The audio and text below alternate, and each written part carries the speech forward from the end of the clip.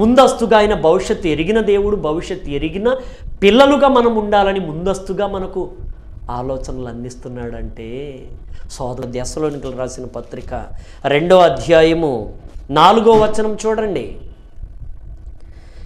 ఏది దేవుడు అనబడునో, ఏది పూజింపబడునో దాని అంతటిని ఎదిరించుచు దానికి అంతటికి పైగా వాడు తన్ను తానే హెచ్చించుకొనుచు తాను దేవుడునని తన్ను కనపరుచుకొనుచు దేవుని ఆలయములో కూర్చుండును గనుక ఏ విధముగా నైనను ఎవడును మిమ్మును మోసపరచనీయకుడి.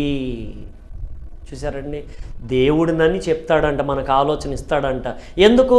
నా దగ్గర జ్ఞానం లేదు కాబట్టి. జ్ఞానం లేనివాడు ఆలోచించాడు కదా, నా దగ్గర జ్ఞానం లేదు అని. జ్ఞానం లేనివాడు ప్రతి మాట నమ్మును అని ఉండిద్ది బైబిల్లో. ప్రతి మాట నమ్మేస్తూ ఉన్నవాడి దగ్గరికి సాతాను వెళ్తాడు, ఏదో నమ్మించేస్తాడు, ఏదో మోసం చేసేస్తాడు.